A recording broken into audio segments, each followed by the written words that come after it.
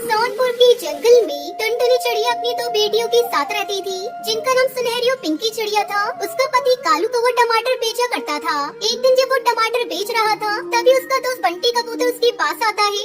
अरे ओ कालू भाई, क्या हालचाल है? कई महीनों के बाद शहर के जंगल से आज अपने घर आया हूँ, सोचा तुमसे मिलकर चलूं। भैया, महंगाई इतनी बढ़ गई है कि कोई टमाटर खरीदता ही नहीं। जिसे देखो सबको सस्ते टमाटर ही चाहिए। तो ये टमाटर बेचना छोड़ो और मेरे साथ शहर के जंगल चलो, अच्छी नौकरी दिलवा दूंगा। फिर भाभी और बच्चों को भी शहर बुला लेना। कालू को घर जाकर ये बात अपनी पत्नी टुनटुनी को बताता है। उसकी बातें सुनकर टुनटुनी परेशान हो जाती है। सुनिए जी, आप हम लोगों को यहाँ अकेले छोड़कर शहर के जंगल क्यों जा रहे हो? हम दोनों कोई दूसरा काम करेंगे, सब ठीक हो जाएगा। मुझे मत रोको टुनटुनी, शहर के जंगल जाकर शायद मैं अच्छी कमाई कर सकूं। फिर मैं तुम सबको वहाँ बुला लूंगा। कालू को वो शहर के जंगल चला जाता है। इधर टुनटुनी चिड़िया अकेली ही अपने बच्चों को संभाल रही थी। तभी एक दिन कालू कौवे के दोस्त का फोन टुनटुनी चिड़िया के पास आता है। टुनटुनी बहन, अब तुम्हारे पति इस दुनिया में नहीं रहे। वो काम की तलाश में नदी पार जंगल जा रहे थे, तभी तेज तूफान आया और वो नदी में बह गया, जिसकी वजह से उसकी मौत हो गई। इतना सुनकर टुनटुनी चिड़िया जोर जोर से रोने लगती है। ये क्या हो गया जी? मैंने आपसे मना किया था कि शहर के जंगल मत जाओ, लेकिन आपने मेरी बात नहीं मानी। अब मैं अपनी दोनों बेटियों को अकेले कैसे पालूंगी? तभी थोड़ी देर बाद तेज बारिश होने लगती है। हे भगवान, ये तो मुझे कैसी सजा दे रहा है? एक तो मेरे ऊपर इतना बड़ा तूफान आ गया, ऊपर से ये तेज बारिश। मैंने तो अपना घोंसला अभी तक मजबूत भी नहीं किया। सुनहरी के बाबू हमारे साथ होते तो मुझे इतनी चिंता नहीं करनी पड़ती। 2 दिनों तक लगातार बारिश होती रही, जिस बात का टुनटुनी चिड़िया को डर था, आखिर वही हुआ। उसका घर टूटकर पानी में बहने लगा। अब मैं क्या करूं? कहां जाऊं अपनी बच्चियों को लेकर? अरे क्या सोच रही है टुनटुनी? जल्दी यहाँ से निकल अपनी बच्चियों को लेकर, वरना तुम सब डूब जाओगे। चलो बच्चों, यहाँ से हमें जाना होगा, नहीं तो हम इस बारिश के पानी में डूब जाएंगे। थोड़ी दूर जाने पर सुनहरी अपनी माँ से कहती है, माँ, बारिश के पानी में बहुत डर लग रही है। सुनहरी बिटिया, तुम मेरे पास आ जा। टुनटुनी चिड़िया सुनहरी को अपनी गोद में बिठा लेती है और अपने बच्चों के साथ छुपने की नई जगह तलाश करने लगती है। हम कहाँ जा रहे हैं मम्मी? यहाँ तो कोई भी घर नहीं है। बारिश बहुत तेज है मम्मी, मेरे पंख गीले हो गए हैं, मुझसे तो उड़ा भी नहीं जा रहा है। थोड़ी हिम्मत और कर ले बिटिया, वो देख, वहाँ एक घर दिखाई दे रहा है। शायद वो जादूगर का गुलाब घर है। चलो चलकर वही देखते हैं। फिर टुनटुनी अपने बच्चों के साथ उस जादुई गुलाब घर के पास जाती है।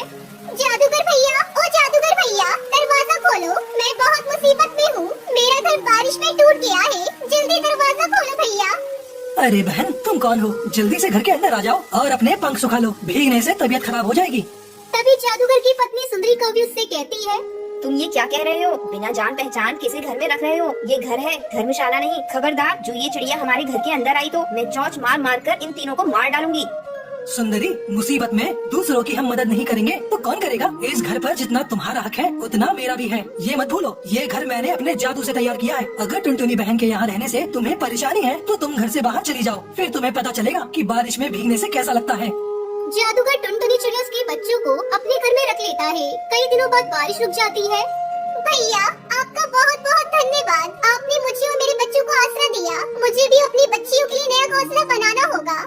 बहन, तुमने मुझे भैया कहा है और मैं अपनी बहन को खाली हाथ कैसे विदा कर सकता हूँ? ये लो जादुई गुलाब का बीज, इसे ले जाकर गीली मिट्टी में दबा देना। थोड़ी ही देर में ये गुलाब घर में बदल जाएगा। आपका बहुत बहुत धन्यवाद। मैं आपका ये एहसान कभी नहीं भूलूंगी। आप नहीं जानते आपने मेरी कितनी बड़ी समस्या दूर कर दी। उसके बाद टुनटुनी चिड़िया अपनी बेटियों के साथ घर लौटती है और गीली मिट्टी में वो जादुई गुलाब का बीज दबा देती है। थोड़ी ही देर बाद वहाँ एक बड़ा सा जादुई गुलाब का घर प्रकट हो जाता है। अरे माँ, वो देखो कितना अच्छा गुलाब घर बन गया। जादूगर अंकल ने तो हमें बहुत अच्छा घर बनाकर दे दिया। माँ, अब हमें तेज बारिश से डरना नहीं पड़ेगा। फिर सभी उस गुलाब घर में खुशी खुशी रहने लगते हैं।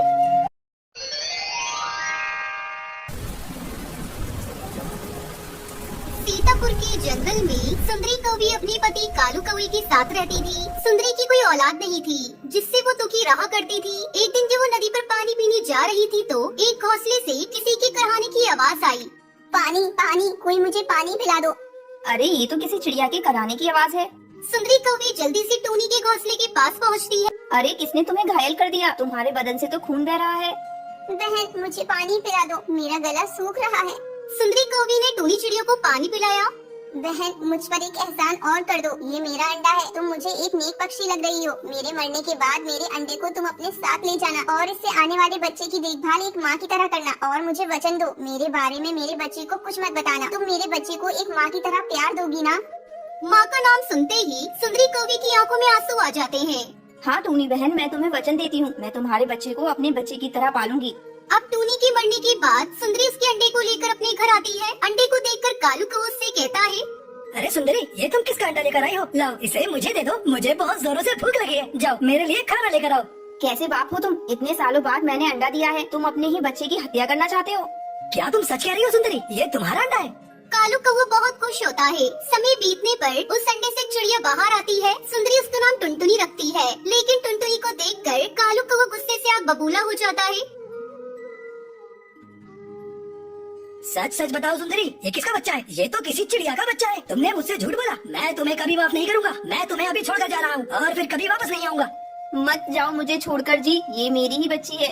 लेकिन कालू उसकी एक नहीं सुनता और उसे छोड़कर हमेशा के लिए वहाँ से चला जाता है। सुंदरी अकेले ही टुनटुनी को पालने लगी। जब टुनटुनी थोड़ी बड़ी हुई तो सुंदरी कौवी से एक दिन पूछती है, मम्मा, एक बात मुझे सच सच बताना, क्या मैं आपकी बेटी हूँ? आप तो एक कौवी है और मैं एक चिड़िया हूँ। मेरी माँ आप नहीं हो सकती। मुझे सच बताओ माँ, मेरी माँ कौन है? टुनटुनी बेटी, ये तू आज कैसी बातें कर रही है? तू मेरी बेटी है। किसने तुझसे कहा कि तू मेरी बेटी नहीं है? मम्मा, आप एक शिकारी पक्षी हो और मैं एक चिड़िया। आप तो मेरी माँ को भी मारकर खा गई होंगी। अब जब मैं बड़ी होंगी तो आप मुझे भी खा जाओगी। मुझे आपसे डर लग रहा है मम्मा, मैं आपके साथ नहीं रह सकती। मैं जा रही हूँ। हे भगवान, ये तूने मेरी ममता का कैसा इनाम दिया है मुझे। पहले मेरा पति मुझे छोड़कर चला गया और अब मेरी बेटी। मैं अपनी बेटी को सच्चाई नहीं बता सकती। अगर मैंने मेरी बच्ची को सच्चाई बता दी तो टूनी चिड़िया को दिया हुआ वचन झूठा हो जाएगा। भगवान, मेरी बच्ची को मेरे पास भेज दो, नहीं तो मैं उसके बगैर मर जाऊंगी। उसे मेरे पास भेज दो भगवान।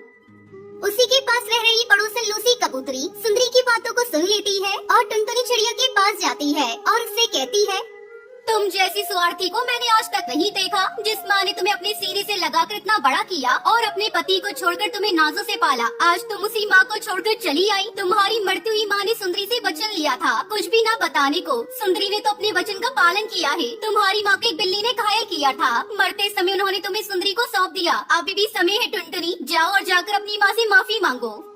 टुनटुनी चिड़िया लूसी कबूतरी की बातें सुनकर रोने लगती है और तुरंत अपनी माँ के पास आती है। मम्मा, मुझे माफ कर दो। सच्चाई मुझे पता नहीं थी। माँ, मैं तुम्हें छोड़कर कहीं नहीं जाऊंगी। आपने मुझे पालने के लिए कितना कुछ किया। मेरी वजह से अपने पति से दूर हो गई। मुझे माफ कर दो माँ।